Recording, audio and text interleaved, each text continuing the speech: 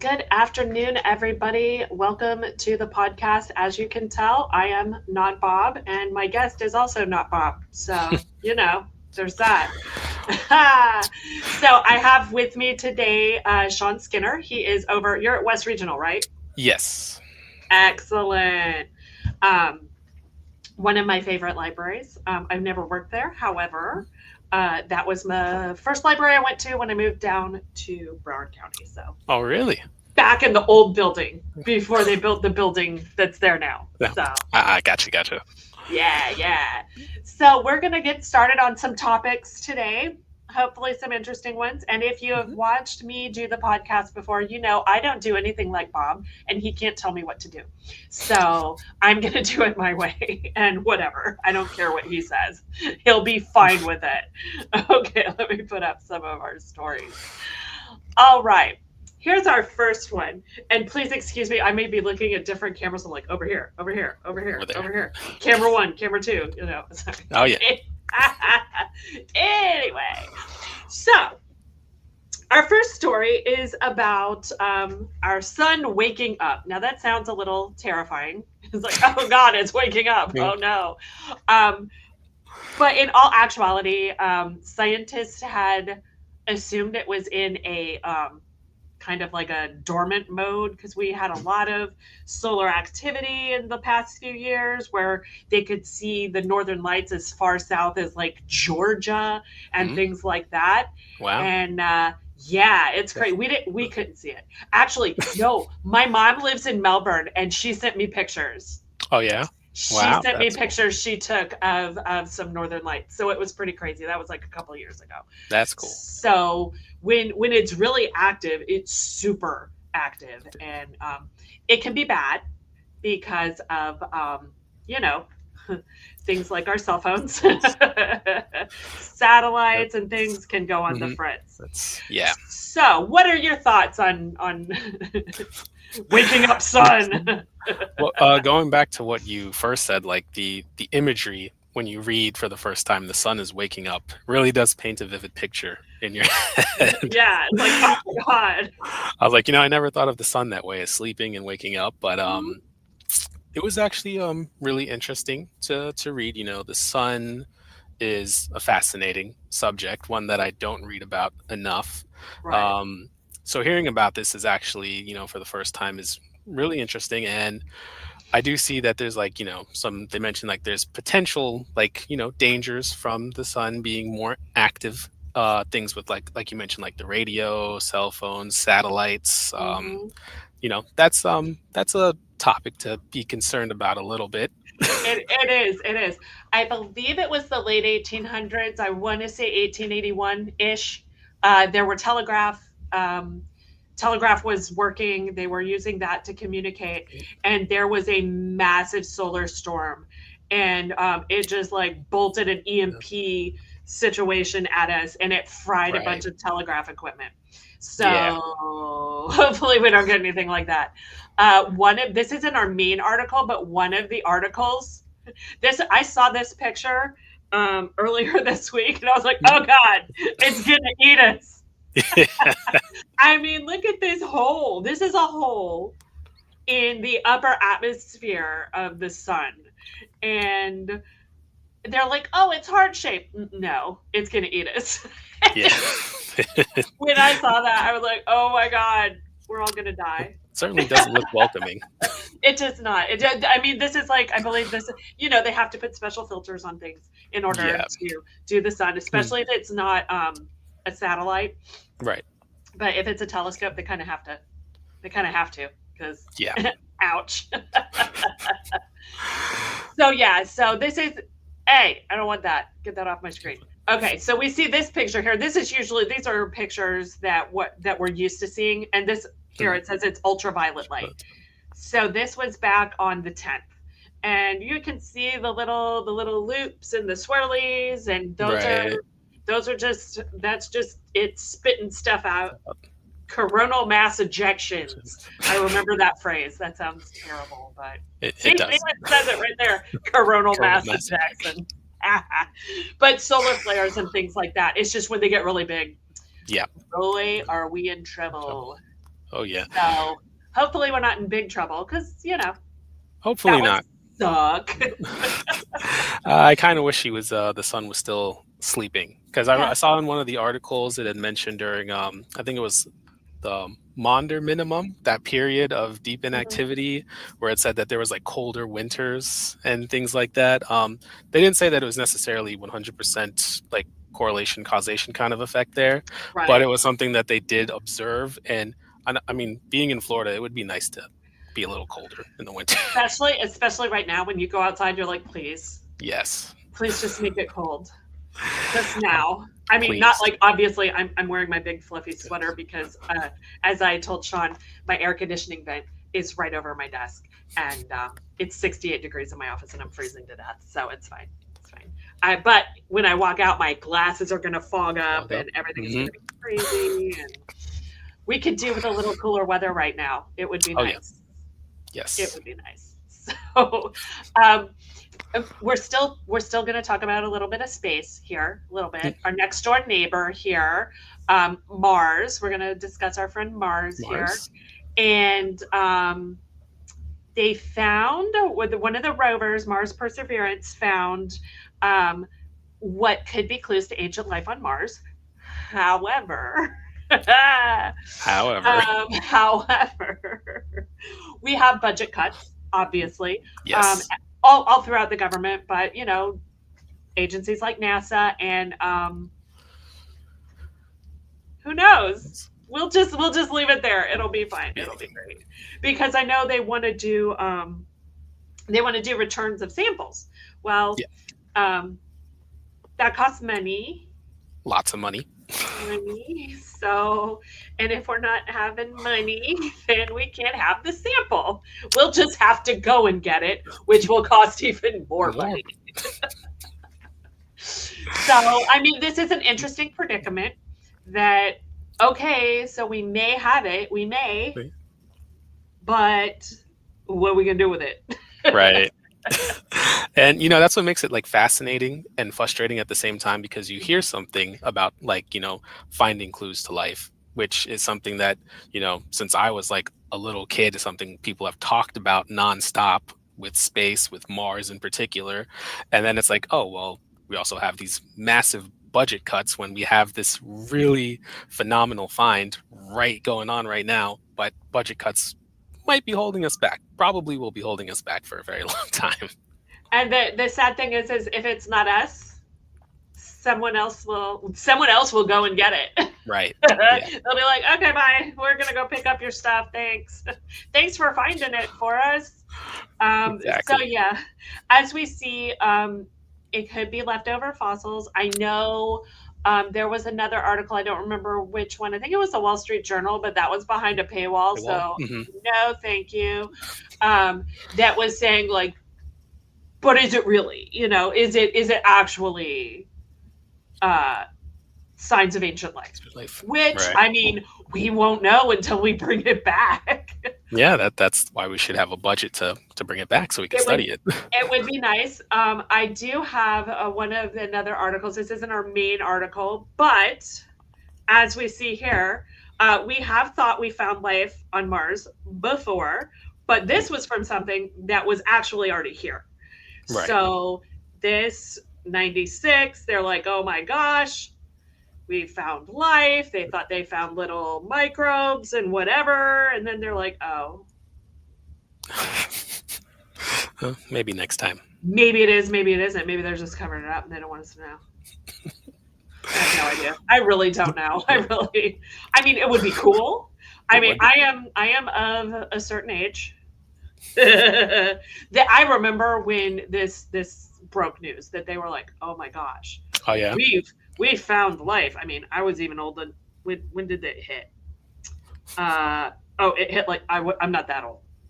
It hit 13,000 years ago, 13,000. but they found it in 1984. So yeah, I was here then. Mm, So right. cool. That wasn't that long ago. No, it's only like what 41 years ago. So I mean, in an astronomical sense, no, it No. isn't. It's Exactly. basically yesterday. Um, Exactly. so, but we've been down this path before, so maybe it is, maybe it isn't. We don't really know We don't. whether or not. Yeah, and here's the another article talking about, are we going to be able to get it back? We're Hmm. super excited about it, but is there really anything we're going to be able to do with it? Because I think I think the rover that was doing the actual testing, I don't think it like is a rover, is like near the poles, so it can't really do. It's not like it can come meet them and be like, okay, Right. let's have a meetup. I'm gonna test your stuff. They can't do that because it is still kind of a big planet, True. True. and there's a bunch of canyons and crevices and rocks and all It's, sorts of stuff in between. So yeah, might be a little hard. it might be a little hard. It, like I said, it's still a big planet. It's not as big as us. It's a little smaller. What, like a third of the size, maybe a little bigger. Right. I don't know. I don't remember. So now we've got our space stuff out of the way. We're gonna move on to some AI. Ooh, artificial intelligence. Yay! So this is interesting that the chat OpenAI released some information as to how many people are using ChatGPT. Yes. So I do use it occasionally, mostly on my phone, um, because I try not to. To be fair, I try not to, Me but too. sometimes Sometimes. it Sometimes. just happens. But the numbers they reported, it's I don't know how exactly they did this, how they determined, and I know Hmm. there are some questions a little farther down in the article that Right. are talking about methodology and whatever, and what did you determine as a user. But they're saying as of what this is after July of this year, they have over 700 million users, That is insane. or 10% of the adult population of this planet. That is such a crazy number. What? What? Yeah. I mean, I mean, I knew a lot of people use ChatGPT, but I was not expecting that 700 million figure. Like, I would assume that it's probably going to blow past a billion before long. right, like by the end of the year, who knows? And I know down below this video, it talks about that some there may be some double counting for people who Yes. are logged in across multiple devices. Um, some logged in users who maintain multiple accounts, so that might You know, skew, the right, numbers a bit, but it's a probably bit. still a lot of people. It's still probably in the hundreds of millions, but maybe not that That much. Who knows? yeah. Um, and then with all these people using ChatGPT, um, what do the people who use different AI engines, what do they use it for? Well, there's a rising issue with that, which is AI slop. Ah, Which, if my you favorite. don't know what that is, this picture is proof. This is what AI slop is. Oh yeah. Um, have you seen any of this kind of stuff? Uh, I've seen some of it. Yeah, the term AI slop is. I just love the term. It's very I funny. know, but I mean, it's basically trash. And it's not talking about the content of this cute little girl and her adorable puppy and whatever. It's just that it is just junking up the place, Yeah. basically. However, I will say, I'm ashamed to admit, there are some channels on YouTube where they do music videos with cats, Oh yeah. and I love them. So, they are dumb. I know they're stupid. I know that. It's fine. And I'm contributing to this AI slot problem, is basically what I'm saying. That They're like, oh, it's low to mid quality. I'm like, I don't care. It's a singing cat. Hey, sometimes entertainment is entertainment. It's like this is basically this at what we're going through right now with the AI generated videos, photos, and whatnot. It's basically what we went through in the early days of the internet, or the early days of like Java videos and things like that, when we were first getting started with all of those stupid things. One of my favorites from the early days, from the early 2000s, is a little video, and everybody should go and look it up, called Magical Trevor. And it is the most wonderful thing. I love it. I still love it. And the song is stuck in my head. I'm not singing it, but it's fantastic. Or the Badger and Mushroom, which, again, early days of the internet. I'm going to go look it up see if they have some AI slap of Magical Trevor or the Badger and the Mushrooms. Like, it's so dumb. It's so dumb. I'm sure there's something out there. There has to be. I'm sure there is. There totally is. And if not, guess what I'm making this weekend? You can be the first. It'll be my fault, just FYI. Okay. Speaking of AI, let's get back on track.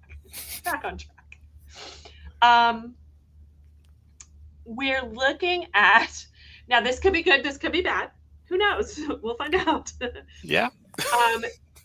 That basically they're trying to restart our nuclear energy program. Because some of it, I mean, FYI, we have nuclear power plants here in Florida. We have 3 or 4. I know of 2. I don't know if, I know there's one, Turkey Point, which is down in Miami. Which, if you didn't know, there you go. And then I know on the West Coast, there's Cedar Key. There's a nuclear facility up there. And they're operational. They're not just empty doing nothing, and they are operational. So, which is always kind of scary when you have big hurricanes coming around. I mean, they shouldn't be affected by it. Right. But it's still like, I don't know enough about it to not be scared. So right. Yeah, exactly. I don't know enough, but I have seen Chernobyl. Exactly. I mean, I was alive, and it was terrifying living through it. And it's even scarier when you go back as an adult and see what happened. But we also have this article here. This was last year that this was announced. And this is going to be part of our nuclear revitalization, right?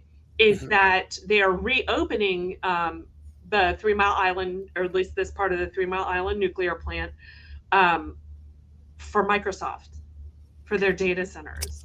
Yeah. So, it's something to be mindful of. Yeah. I mean, I've only ever heard that nuclear energy, when it is done right, and when everybody is careful and the regulations are followed and what have you, it is one of the cleanest forms of energy that we have. Right. Yeah. I've heard the same as well.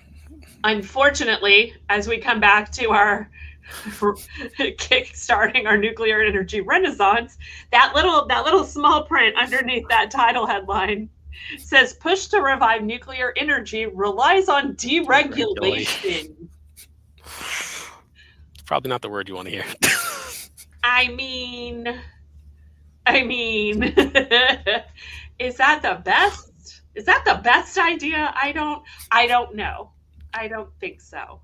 But when we come back to Microsoft using 3 Mile Island, we also have to be cognizant of, bro, what are you doing? There we go. The 3 Mile Island accident, which I was a very small child. You were not here yet, I'm assuming. No, and there was a partial meltdown. And this is in Pennsylvania. Right.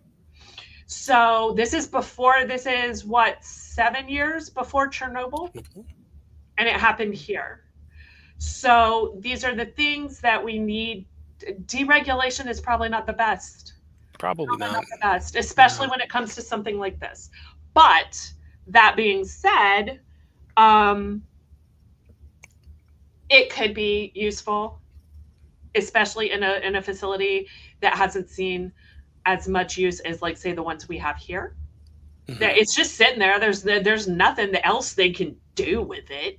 True. So You know, I don't know. I don't know. I would like to take a cautiously optimistic side for it because, I do think a push for cleaner energy is always a good thing. Mhm. I do hope that they follow through with regulations because we want it to be as good as possible. Yeah. Um, we have enough real life experience and history of when things go wrong that we don't want to repeat that.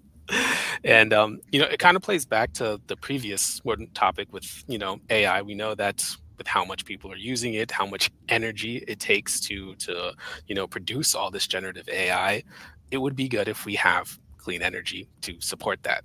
Right. Right. Exactly. And I mean, they already have to use water to cool down the nuclear facilities. Mhm. I know there is a lot of concern with water usage when it comes to cooling down um, the processors for AI.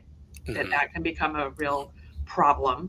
Um, I can't remember the town. There's a town in Georgia, and there is a basically an AI farm, if you will, that is not far from there that is using up their drinkable water Oh, to help that is cool down the facility, and they're going to run out of water by the end of the year. So if we're going to do it, and if we're going to mhm. use it to make these slap pictures and these cat videos, we just need to find a better way, True. because it's Yeah. not going to take us over if we're making it do stupid cat videos. I mean, Yeah, you do have a point there. or it's just learning what pacifies us, and then it's Use it. over. It's Yeah, they could over. use that to take advantage of us. Oh my goodness. We are actually coming to the end. I always go longer than Bob does. So again, I do what I want. All right. That went by fast. It did. It was really fast. And I was trying to keep an eye on the time, and I'm like, oh well, I don't care, whatever. Just let it roll. Just let it roll. Um so let me see. Oh, you don't need to see that. Let me go. Let me remove this from the stage so I can do my thing. There we go. Um, do you have anything coming up at the library that's happening at this Um, moment? I don't think right now there's any big events happening in the near Okay. future. But we'll Who keep tuned knows? and see. Who knows? Who knows? Okay. Okay. No problem. I know tomorrow we have the conference on children's literature. Not we. Not I'm. Not my library. It's not me. No. We had the conference on children's literature at the African American Research Library and Cultural Center. Yes. If you are interested in anything like that, please go to the library's Facebook page, and they should have, if there is still registration available, that you should be able to register. Actually, you can go to the library's regular website. Website. So www.broward.org/library, and you can look under events. And for tomorrow, it starts pretty early.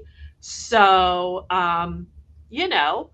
if that's something you're interested in, teachers, other librarians, if it's just something that sounds fun to you, sign up, come say hi. I'm going to be there doing some showing off some of our citizen science information from here. I'm at North Lauderdale, so I have my Creation Station Science here, which is absolutely fantastic. Everybody loves it.